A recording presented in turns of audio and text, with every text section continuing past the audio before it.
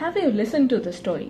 একটা রেসে 3টা পার্টিসিপেন্ট, তার মধ্যে 2জন মিডল অফ দ্য রেস নিজেদের মধ্যে ঝগড়া বাঁধিয়ে ফেলে, অ্যান্ড এইটার অ্যাডভান্টেজ নিয়ে দ্য থার্ড পার্টিসিপেন্ট রেস জিতে যায়।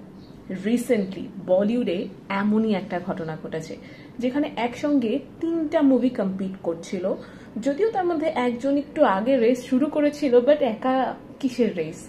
বাকি দুজনের এন্ট্রির পর, অর্থাৎ বাকি দুটো মুভির এন্ট্রির পরই অ্যাকচুয়ালি তাদের রেস শুরু হয় বা তাদের কম্পিটিশন শুরু হয়। ওই 2জন রেসে আসার পরপরই তাদের মধ্যে একটা ক্যাচাল বাঁধিয়ে ফেলে, এবং মাঝখান থেকে ফ্রম নোওয়্যার ওই যে ফার্স্ট ওয়ান, অ্যাকচুয়ালি যেটা ছাগলের 3 নম্বর বাচ্চার মতন ট্রিট করা হচ্ছিল, সে কিন্তু ম্যাচ জিতে যাওয়ার দিকে এগোতে থাকে বা জিতেও যায় এক পর্যায়ে। আজকে আমরা এই ভিডিওতে এমনই একটা স্টোরির প্র্যাকটিক্যাল এক্সাম্পল নিয়ে কথা বলবো। সো আর দেরি না করে grab your popcorn, settle in and let's get into the video.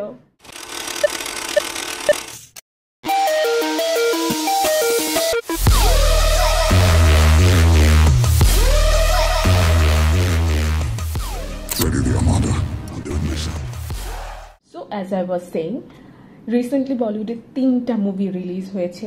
একটা ভুল ভুলাইয়া, সিংঘম, দুটোই দিওয়ালিতে রিলিজ হয়েছে 1 নভেম্বর। আর একটা মুভি কিছুদিন আগে রিলিজ হয়েছে, যেটা একটা নেটফ্লিক্স ফিল্ম, যেটার নাম দো পত্তি। এই 3টা মুভির একসঙ্গে ক্ল্যাশ করার কথা ছিল না, বাট দে আর ক্ল্যাশিং, অর কোনো না কোনোভাবে এদের একসঙ্গে কম্পেয়ারও করা হচ্ছে। কেন করা হচ্ছে এবং কেন এই মুভি দুটো বা এই মুভি 3টাকে কম্প্যারিজনে ফেলা হচ্ছে, এর মধ্যে কোনটা বেটার? আমার কাছে কোনটা বেটার লেগেছে, কোনটা লিস্ট ওয়ার্স্ট লেগেছে, যদি আমি আরও ক্ল্যারিফাই করে বলি, সেটা নিয়ে আমরা আজকে কথা বলবো। সো শুরু করা যাক। ফার্স্টে কথা বলবো সিংঘম অ্যাগেন নিয়ে। ইয়েস, যে 3টা মুভি রিসেন্ট ডেজ রিলিজ হয়েছে, তার মধ্যে একটা হচ্ছে রোহিত শেট্টি ডিরেক্টেড সিংঘম অ্যাগেন। এটা সিংঘমের থার্ড পার্ট। এই মুভিতে অ্যাজ উই নো, এটা একটা multi starrer movie. Almost every Bollywood actor is here. আরও স্পেসিফাই করে বললে the flop actors R here, কারণ এইখানে যেই অ্যাক্টরগুলো অ্যাক্টিং করেছেন, অজয় দেবগন থেকে শুরু করে অক্ষয় কুমার, টাইগার শ্রফ, অর্জুন কাপুর, জ্যাকি শ্রফ, রণবীর সিং, এভরিওয়ান, তাদের সবগুলো লাস্ট ফিল্ম ফ্লপ।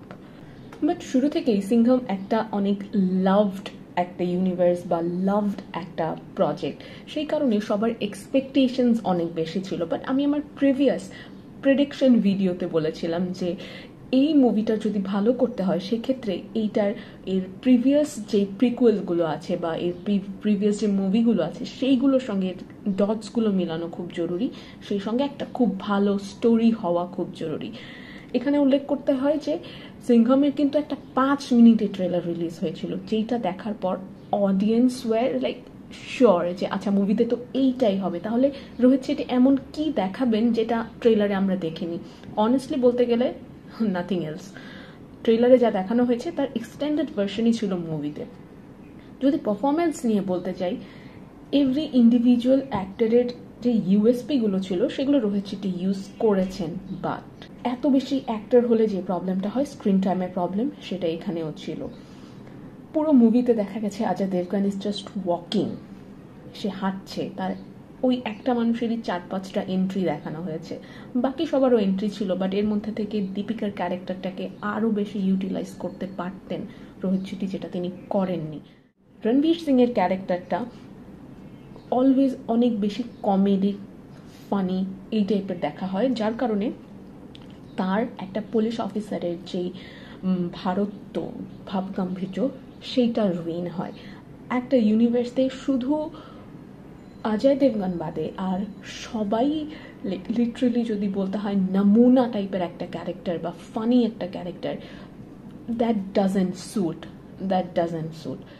ইনফ্যাক্ট এই মুভির প্রত্যেকটা মেজর ক্যারেক্টারেরই কোনো হাইজ অ্যান্ড লোজ এই মুভিতে প্রেজেন্ট করা হয়নি। এই মুভিটাকে আমি জাস্ট লাইক 1 স্টার দেব, 1 স্টার, এবং সেটার একমাত্র reason Arjun Kapoor.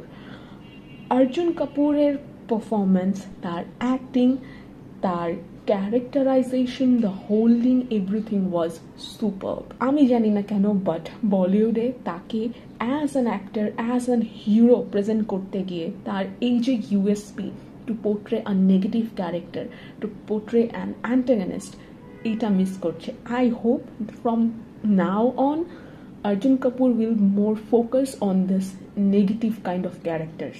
Now let's move on to the second least worst movie of this list, which is Bhool Bhulaiya. Honestly, শুরু থেকে মনে হচ্ছিল যে সিংঘামে থেকে Bhool Bhulaiyaa will perform better, and it actually did. Maximum জায়গাতে যদি আমরা মুভির ভিজুয়াল প্রেজেন্টেশনটা দেখি, সেক্ষেত্রে সিংঘামের থেকে ডেফিনেটলি ভুল ভুলাইয়া বেটার। ভুল ভুলাইয়ার ভিএফএক্স, ওদের special effects, colour grading is top notch. একটা হরর মুভি, একটা হরর অ্যাম্বিয়েন্স ক্রিয়েট করার জন্য যা যা দরকার সেগুলো ভুল ভুলাইয়া করেছে। অ্যাক্টিংয়ের কথা যদি বলি, সব লাইক বাঘা বাঘা এক একটা actors, right? Vidya Balan, Madhuri Dixit, the legendary people, they acted really well. Otherwise, যদি আরেকটা ক্যারেক্টারকে আমি এখানে স্পেশালি বলতে চাই, Kartik Aaryan, obviously he also did really well. So acting পারফরমেন্সও যদি আমি দেখি, সেক্ষেত্রেও সিংঘামের থেকে Bhool Bhulaiyaa is way better. Story 100% সিংঘামের থেকে বেটার, বিকজ ওরা ওদের একটা, যেহেতু ওরা ইউনিভার্সাল মুভি করছে না, মানে একই ইউনিভার্সের মধ্যে পড়ছে না, ডিফারেন্ট একটা ইউনিভার্স ওরা ক্রিয়েট করছে, বা ডিফারেন্ট একটা টাইম লাইন, এক ডিফারেন্ট স্টোরি। সো ওরা ওই স্টোরিটা মেনটেন করেছে। স্টোরিতে ইমোশন ছিল, স্টোরিতে লজিক ছিল, লাইক ছিল, শুরু থেকে ছিল। আপনি যখন মুভিটা শুরু থেকে দেখবেন, মুভিটা আপনার কাছে বোর লাগবে না, আপনি কানেক্ট করতে পারবেন, আপনি মুভির সঙ্গে আগাতে থাকবেন। টাইম কখন যাচ্ছে এটাও আপনি টের পাবেন না। বাট ওভারঅল এই মুভির মধ্যে একটাই প্রবলেম ছিল, সেটা হচ্ছে ক্লাইম্যাক্স।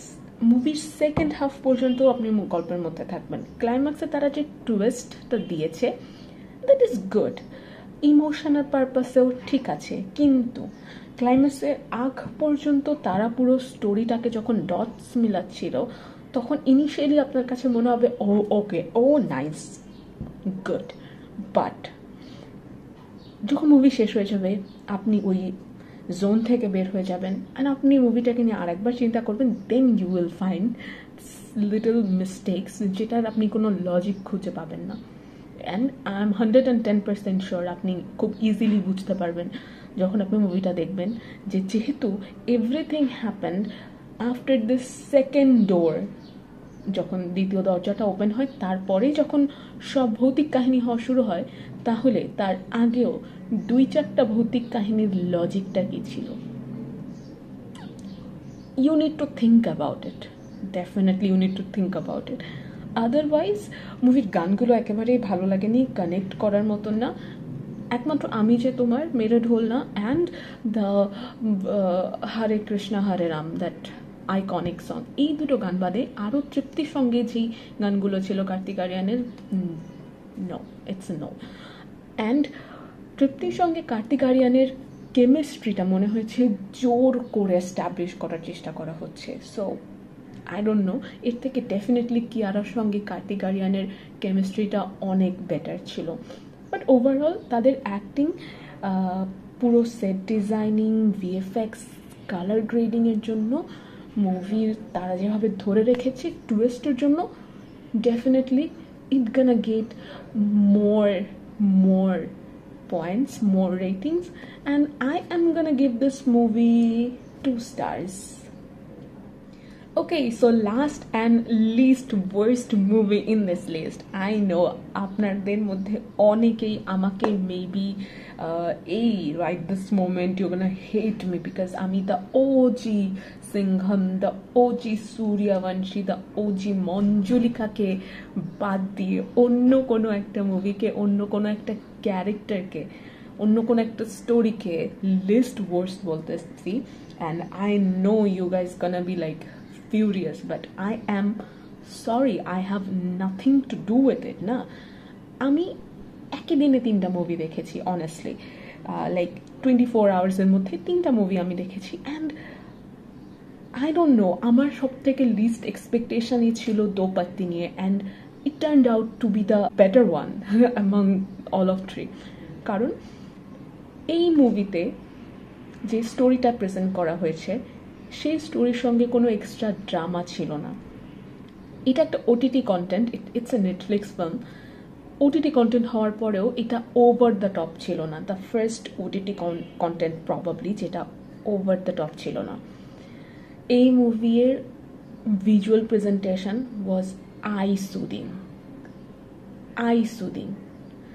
যারা অ্যাক্টিং করেছে, কৃতি সানন এখানে ডাবল ক্যারেক্টার মানে টুইন ক্যারেক্টার প্লে করে, Shahir Sheikh the hero or the antagonist you can say, তার acting and the Kajol, every one of them। হ্যাঁ, শুরুতে আমি এমন কিছু শুনছিলাম যে কাজল মুভির ফার্স্ট হাফে পুলিশ অ্যান্ড সেকেন্ড হাফে কেন লয়ার হয়ে যায়, এটা কিভাবে সম্ভব অ্যান্ড অল। অনেকেই মুভিটা নিয়ে অনেক কনফিউজিং কিছু বলেছে, অনেকে মুভিটা নিয়ে অনেক নেগেটিভ থটস দিয়েছে, বাট অনেস্টলি আপনি যখন মুভিটা দেখবেন আপনি লজিকটা খুঁজে পাবেন। There is, I don't know এমন কোনো লজিক কোথাও আছে কিনা যে একজন পুলিশ হওয়ার আগে সে ল করতে পারবে না। আমি যতটুকু জানি পুলিশ হতে গেলে আপনাকে একটা আলাদা একটা পাবলিক সার্ভিসের এক্সাম দিতে হয়, বাট ল এর ক্ষেত্রে বিষয়টা তা না। একজন মানুষ আগে ল কমপ্লিট করে দেন পুলিশ অফিসার হতেই পারে, it's obvious. And say police থাকা অবস্থায় ল প্র্যাকটিস করতে পারবে কিনা, that's a question that I don't no yet. So ওইখানে হতে পারে একটা কন্ট্রাডিক্টরি একটা সিচুয়েশন ক্রিয়েট হয়েছে, বাট আদারওয়াইজ যদি আপনি দেখেন মুভিতে যে স্টোরি, যে মেসেজটা দেওয়া ট্রাই করা হয়েছে, ওয়েল এক্সিকিউটেড। 3টা মুভির মধ্যে সব থেকে বেস্ট ওয়েল এক্সিকিউটেড মুভি দো পাত্তি। তাদের অ্যাক্টিং পারফরমেন্স নিয়ে আমি আগেই বললাম, they were phenomenal, all of 3, actually all of 4, কারণ কৃতি সাননের যে দুটো ক্যারেক্টার তিনি প্লে করেছেন, the transition, the significant differences, amazing. পুরো মুভির ক্লাইম্যাক্সটাও ইভেন খুব স্ট্রং ক্লাইম্যাক্স না, but it's better than the other two. ওই দুটো মুভির ক্লাইম্যাক্স এত উইক ছিল যে আপনার কাছে মনে হবে যে ওয়াই, মানে এত এক্সপেকটেশনস দিয়ে এত হাই বাজেটের মুভি, তাহলে ক্লাইম্যাক্সটা কেন এত ভালো হলো না।